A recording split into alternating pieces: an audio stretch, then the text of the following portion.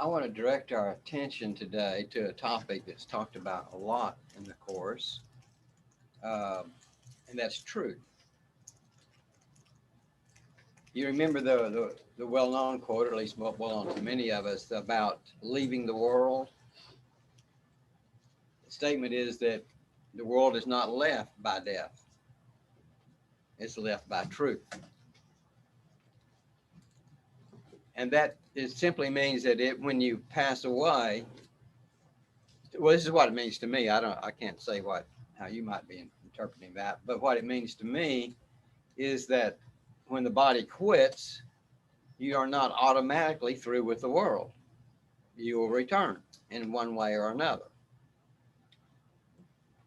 There may be more of the world there may be more worlds than the physical one we live on. Well, I know there are at least there are probably millions and billions, and it may be on one of those to which you return. I don't know, or it may be this one, or maybe this one at another time. I haven't the slightest idea, but you will have more opportunities, and the world, whichever one it is not going to be left simply because you leave your vehicle behind, any more than when your car runs out, you don't leave the world, you just go get another car. Now the course is not concerned with the details of how that happens, so we won't be. I don't need to do that. I don't know any more about the details than anybody else anyhow. But it's just a matter of understanding that the common view, I would say, in most people's minds, is that when they pass away, they're leaving the world. And the Course is assuring us, no, that is not so. You can leave the world, but it's only through truth. Well, what is truth? I think we need to distinguish, first of all, between ultimate truth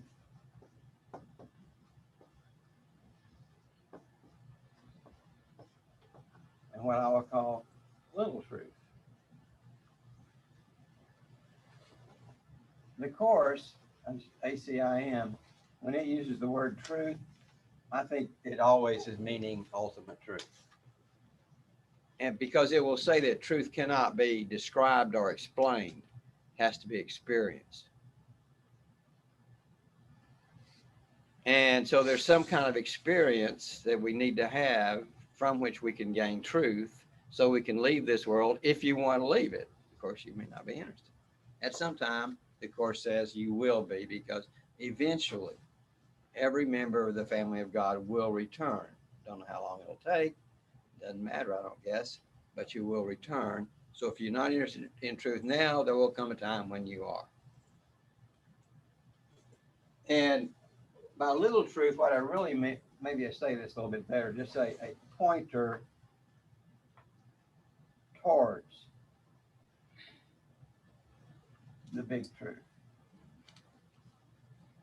Something that points us, if it just points me in the right direction, that's a good thing.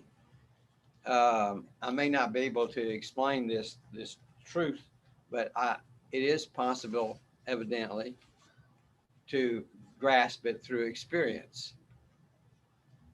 And so there are certain things that point me toward the right experience of truth, and there are other things that do not.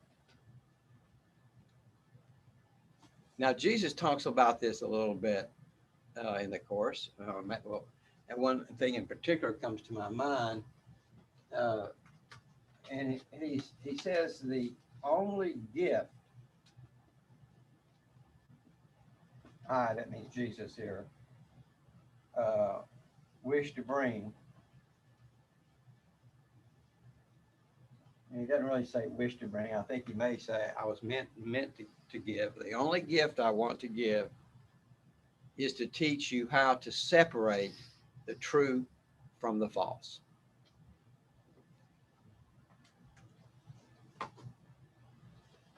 Separate what is true from what is false. So we have to ask, how in the world do we do that?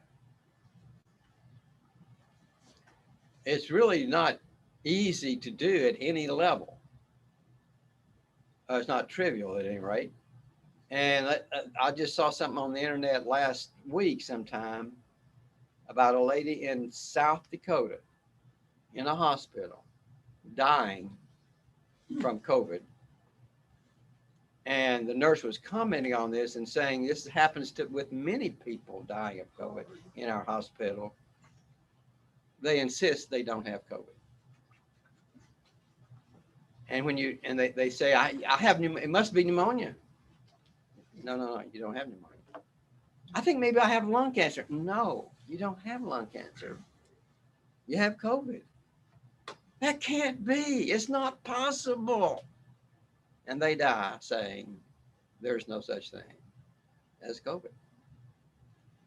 And now, well, they were deceived. But what's interesting, in a certain sense, about that is they die with hatred and rage at the nurses. That's most amazing, isn't it? Because the nurse, you know why? The nurses is destroying, in their view, something that they hold as truth.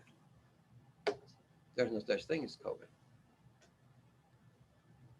Well, it really doesn't make any difference what the body, kills the body off. If it's dead, if it quits working, it quits working. I'm not really concerned about that so much. I'm concerned about the hatred and the anger. He says this was, and the nurses were saying this is not uncommon.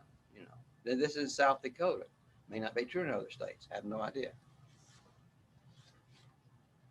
But the patients there are not able to separate true from false and wouldn't accept the opinions of people who are in a pretty good position to tell you whether you have. If you want to know whether you got COVID, I believe I'd ask a doctor rather than a soothsayer or somebody else. But this is at a trivial level, but it still can. And many of us do the same thing. If you buy, we all know about the car salesman, right? You buy the car and they say how great it is, and then it drive down the street and it gives out on you. How do you tell what is true from the level of the mundane, ordinary things, to higher things? Who do you believe? In other words, because most of us get our truth by believing something somebody else said. Is that not, would y'all go along with that?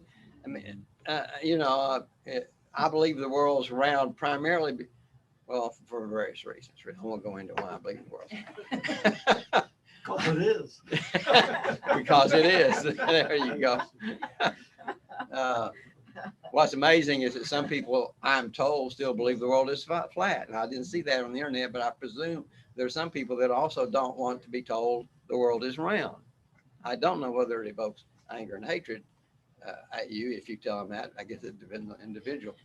The anger and the hatred has to do with the feeling of you're attacking something that I regard as almost sacred, my beliefs, my basic beliefs about something or other. And so they feel anger about, I guess. Well, I'm not there and I don't know what's in their mind. I just know what the nurses said. You can feel the hatred and anger coming out of it. Somehow I think that feeling must be that someone has let me down. Someone or something. In other words, I am a victim because somebody has told me that which is not true. They've told me the world is flat. And I've discovered now that it's not true. You can discover that's not true, by the way, just with a laser. I won't go into that, but it's easy to do. You don't have to be out in space looking and noticing the world is a round ball. You can just discover it yourself if you have a laser and know what to do with it. So at any rate, how do you determine what is true, whether it's true for your ordinary life or something more importantly? Well, when he says that you leave the world by truth, it's saying you must experience it.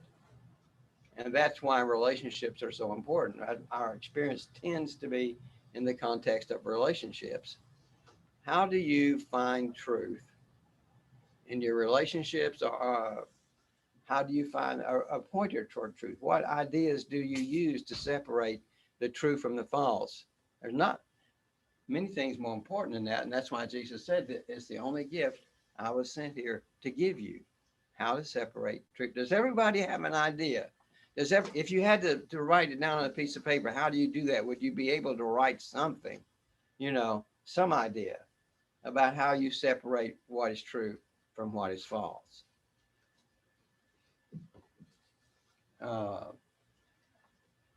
Anybody got a thought about that or an opinion? Yeah. Check inside.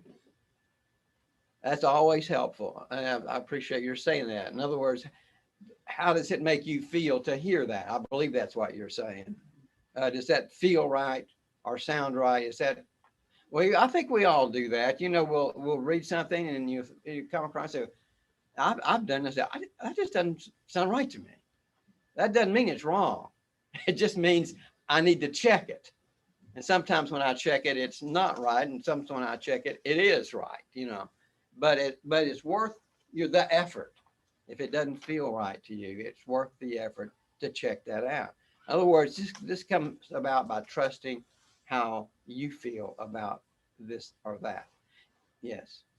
Some people use muscle testing. Well, that's interesting. Yes, that's true. And Susan tells me that when she goes to the store, she asked Holy Spirit to buy this, yes or no. But she doesn't do muscle testing. I remember you telling the story about consulting with the Holy Spirit. I have certainly done that, yes. I think we ask, and then you just feel like it's right for you or not, perhaps. Thank you. Well, we're grown up. We grow up believing that somebody else has to tell us what truth is. It starts in school, and the teacher tells you, here, this is arithmetic. 2 and 4 is 8. Memorize it, etc. And so we get used to looking for a higher authority. Not real high necessarily, just somebody who knows a little bit more than you, higher than me. Yeah. And so we ask the teacher, is the world round or not? But there comes a time when you need, and of course you'll ask your parents many things, there comes a time when you decide you know more than your parents, so you stop asking them. But you still are used to asking other people. What you've got to graduate into is asking yourself. And you do that about how it feels to you. And then what you graduate from that is you ask the Holy Spirit. There you're saying, I'm going to ask the highest source that I know of. That's how God speaks to us. The Holy Spirit is the voice for God. If you're not finding it there, you don't have truth, is what I would want to say. Say, well, Bob, I have good approximations of truth. Well, I can't comment on that. I don't know. But you don't have, if it's not pointing towards ultimate truth, it's not going to get you out of here. In other words, if I truly know the earth is round, that's great. Okay, I'm glad you do, but it's not pointing you towards ultimate truth. There are many little truths that our teachers tell us. Arithmetic, etc. Geography, and so on. But how do you get the ultimate truth? The Course answers this for us. It tells us how to get ultimate truth. The whole book is about that. In order to know that you are connecting with something beyond this world, and you're not a psychic or some kind of enlightened being, you're just a kind of an ordinary person here. You must start practicing miracles and relying on miracles every day, and using them for everything. And you say, well, that's probably overusing them. Am I not supposed to rely on my own judgment some of the time? And the answer is no, you're not. Actually, I'd amend that. If you're out of touch with with spirit and just can't do that, yes, use your own judgment is better than nothing, I suppose.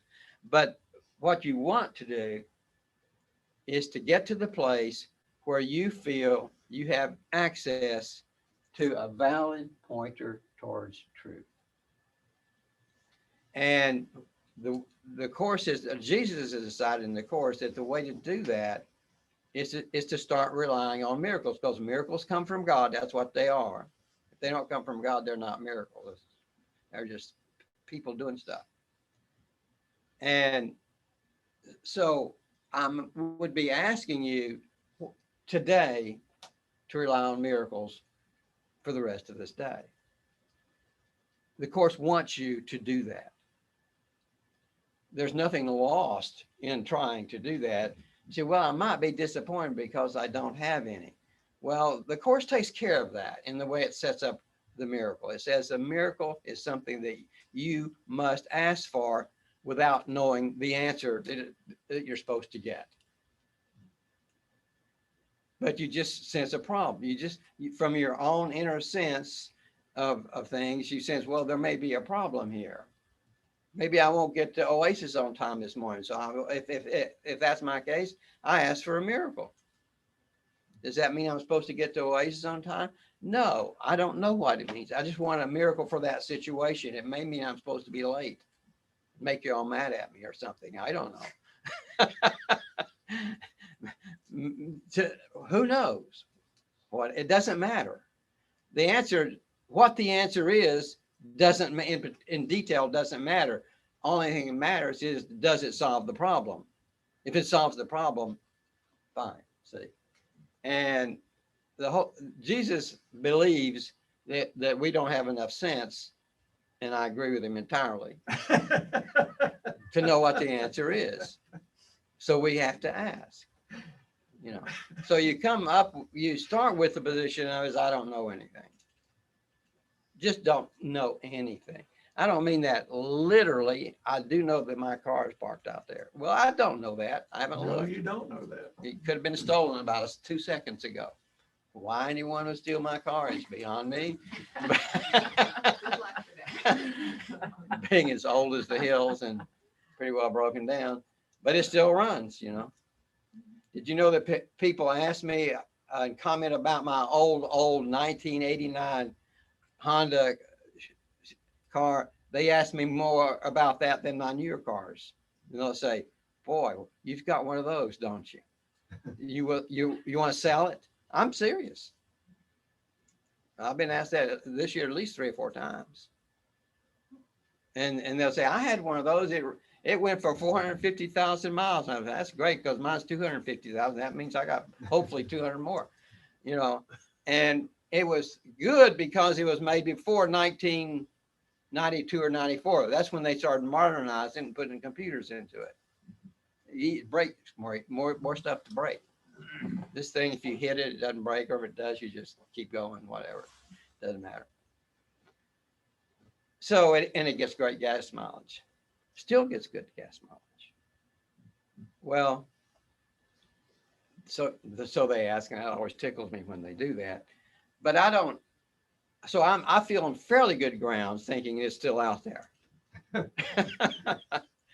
Oh, did I tell you one time? This was so amazing to me, that I had a similar car many years ago, and I drove up to Western Auto to get a new battery, and I got the new battery, and they said, well, bring your old battery in and we'll change them, and we'll give you we'll give you a credit for it.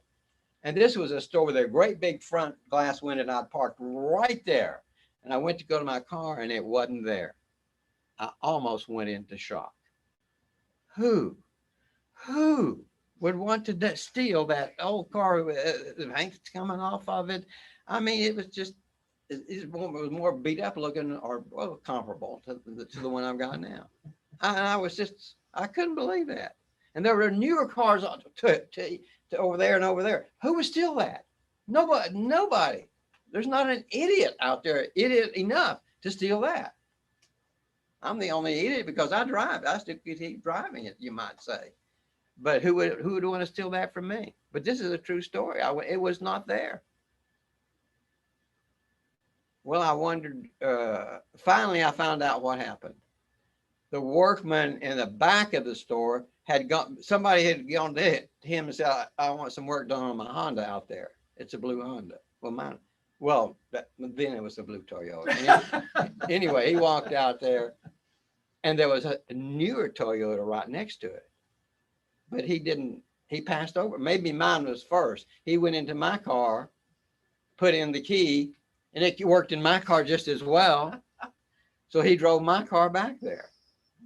Well, he hadn't stolen it, but he'd taken it back there to go work. So I went back there and I said, I don't want anything done to my car. I just want my key, but I don't need your key. But their key worked in my car. So anyway, that was a case of shock. I just did not comprehend what the truth was. I thought someone had stolen it. That's the only thing that came to my mind at the time. So I need to learn to rely on a pointer towards truth. For me, it's always just a pointer because ultimate truth is kind of beyond us. But you can experience a pointer to truth, or maybe truth itself, for that matter. I don't know, but it will be an experience. So relationships are important, but let miracles guide your way through them. And always ask the Holy Spirit, show me how to see this. Show me what to make of this. Don't use your past learning to do that. And the Course explains to us roughly how to go about everyday living and dealing with other people. Just as a first thing, don't tell them how they're supposed to be, what they're supposed to believe, or what they're supposed to do, because you don't know. You just ask the Holy Spirit, how can I be truly helpful here? If I need to be at all. It may not be a way to be truly helpful other than to smile or something. I don't know. But if there is a way, then you can tap into that. So if you start trying to live your life through miracles now, you will be more alert to how you feel within, because it's up to you to recognize when the miracle comes. You don't know what form it will be in. But the Course says, and Jesus has written a whole book about this, saying you need to live your life through miracles. He's not just saying that for fun. That's what he wants you to do. And by miracles, we're not talking about gaudy manifestations and parting of the Red Sea. We're just talking about things that will help you to get from point A to point B. And there's not one that's not going to be answered. Not one. But it's not going to bring you the answer that you want necessarily, and probably, let's say, not usually. But there is an answer that works for your situation. But you have to be open to it. We're just like little boxes, rolling along on wheels or two legs, whichever. And when the top's closed, nothing from above gets in. You've got to open the top, like make it a convertible. Well, make it a convertible box. The top's got to open up to let it in. And we keep it closed practically all the time. So you have to make an effort. It's like it was a convertible, punch a button, and the top of the car goes up. You've got to let the answer come in, because God does not overrule your decisions. If you decide to have it shut, it's shut. And that's the default position. You have got to open it, you see. And Jesus saying, well, open it every day, going through the day. And if you go through one day without asking for a miracle, shame on you, you might say. Why would you do that? There is no shame, of course, but just to get your attention, you might say, to say it that way. Why not allow yourself to be receptive to truth from above? Because that's really the only truth that there is. And I would think, this is my suggestion, is to not to make any finite person you're the source of truth for you. That doesn't mean you can't listen. That doesn't mean you can't pay attention to that. Well, maybe that would be useful. But do not elevate anyone to a position of authority for truth for you. I would never do that. I would suggest that you never do that. If you do, I have some suggestions about who you choose. And the word is Jesus. That's great. If you want to let him be your source of truth. Anybody else? I would just say, no, don't do that. Use the Holy Spirit instead. And so many people actually kind of want to have someone to tell them how it is. But it's your responsibility as to whether you accept that as truth or not. And you say, and the course is the same way. Are you going to accept it as truth? Not necessarily. Not just because somebody hands the book to you. They can hand a lot of books. They be handing Mein Kampf to you. But not a real popular book right now, I don't think. But Hitler wrote it and thought it was great, I guess. Well, at any rate, if you're using miracles, then you have a practical way to proceed. You will have learned that there's energy from beyond. It can come to you. It can direct you this way or that way. And if the book that you're reading does not feel in line with that, you will be better able to discern that and to set it aside. I don't regard the Course in Miracles, by the way, as having a monopoly on truth. I think there's truth, or as a pointer to truth. There are other pointers towards truth, but it is one. And I don't know anything in there that's not true, but it's not the only one, needless to say. And the Course itself says there'll come a time when we set it aside, but that's after we've used it a whole lot. I used it once last week. Yeah, now set it aside. Well, you haven't gotten enough. You don't get it that way. It takes practice, and you begin by asking for miracles. And my feeling is that it is really important to learn that there's nothing to fear here. Truth will take you through whatever problem you're facing, but you must learn to have a reliance on it and to believe that, yes, this will work for me. And if something doesn't feel peaceful to you, don't do it. I don't care who says it or how often. If it doesn't feel peace, don't make an exception. Oh, well, I usually like what this source says, but this I don't. But I'm still doing it because I liked it over there, the other things. If it doesn't feel peaceful, just don't do it. That is your ultimate test. The Course says something like that. How do you know whether your feet are on the stairway to heaven or the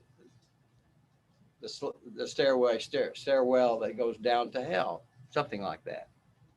It says, is peace in your awareness? That's how you tell. Is peace in your awareness? If there's fear there, there's not peace. If you're concerned about something, concern is just a low-level form of fear. There's no need to be concerned about anything because you can connect to the source of truth. But you have to be in the habit of doing it, or you won't think of it. Well, this being in the habit of doing it, it builds up your confidence that, oh, there's nothing to fear. There's nothing to fear here at all. Okay. I would assume that everyone here more or less agrees with what I said, more or less at least. Or maybe agree totally, I don't know. But because you've heard this so often, but here's a way to keep in your mind clearly that there's nothing to fear. The world is run by laws of violence and death and deception. That's just the world. And you will be subject to those laws unless you decide, and this will come through using miracles, that the world is the only reason it's even here is to help you heal your mind. Your mind gets healed through miracles. We need a world. You can't have miracles if you don't have a world. You don't even need it. Wouldn't need it in the first place. But the world is necessary. It plays a role here. And because miracles affect what happens in the world, mainly it affects your perception of it, but it can affect what happens as well, for that matter. And so you learn that there's a way to go through the world that is peaceful because you're choosing peace all the time. You, you don't ever not choose peace. You just choose peace in every case.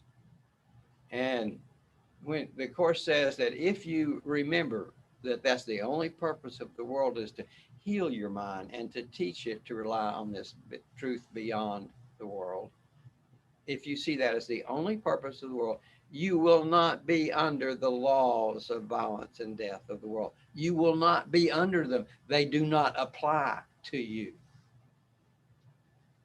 And that's why one of our lessons in the Course is I'm only under the laws of God.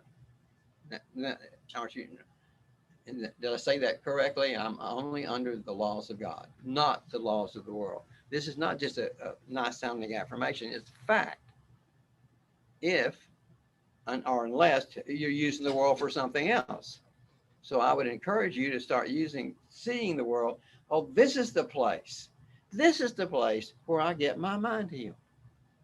Wow. Oh, I'm not going to use it for other. It's not for fun and games. It's okay to have fun and games, but do not see that as the purpose of the world. It's fine to enjoy this, that, or the other, but that's not our purpose here. Our purpose here is to get our minds healed. And why is that? That is because we are so important. If we were not important, if you got a board with a bunch of chess pieces on it and one of them just crumbly, not important, you just knock it off the board and get another one. But that's not what happens to us. We don't get just knocked off. You're too far gone to even salvage. You're totaled. Your experiences have totaled you out. You're done. Recycle those guys. Jesus doesn't say that. He said every single person has infinity within them. So the light within them, they were created by the same God as everybody else was. They deserve to be healed, just as you do. We all do. But when we come here, we start out in the darkness. That means no truth or no sure connection to it at any rate. It might be that babies do remember when they're first born a little bit of truth, but if they do, I think they forget pretty quickly. We talk them out of it, I'm sure. Well, Mommy, I see an angel over there. Well, I don't see one. You're just imagining things. We go that route. You need to start seeing angels of truth, of however you phrase it, want to phrase it. Think of that as a divine agency or energy that is imparting truth to you to the extent that you take the lid off of your head and let it in. That's your part. They will not do that, or whichever, will not do that. And so we ask for miracles of truth every day. And again, if it doesn't feel right, don't do it. Now, I failed to do that yesterday. Was it yesterday? Yesterday. And I'll just take a moment to share that with you if you like. I decided that I needed something that was in the bottom of my garbage can. The great big ones that you roll out, they're that tall, whatever. And I said, oh, I see that. I can almost reach it. It's just, if I could just reach this much further, I could get it. So if you could have seen me, you'd have seen somebody that was in a position kind of like that, with the garbage can right there. There's the garbage can. That's my head. I guess my head would be up here a little bit. And my arms are reaching out toward that. Here, my feet and legs like that. Well, this point right here was on my ribs. I didn't really think about it. It'll be fine. I just need this more distance. So I'm just gonna push real hard and get that. And so I did, and I got that. And when I got out, my ribs hurting. I probably bruised a rib or something. Well, I was trying to use the body for something it's not designed to be used for. This is not the standard position for one's body with a bar or something pressed into your rib. But I just wanted to do it my way. It's that simple. I don't need to ask for guidance. Is this really wise? You think you might hurt your body? Of course I'm not gonna hurt my body. My body never gets hurt. I'll just go do that. I just want to do it my way. Well, it's no big deal. A rib is bruised or whatever, it'll right itself. But it's about valuing yourself and recognizing what you can do or what the body can do and what it can't do, and not trying to push it beyond that. The Course actually says something like that. It says if you don't demand of the body things that are greater than it was designed to do, it'll be fine.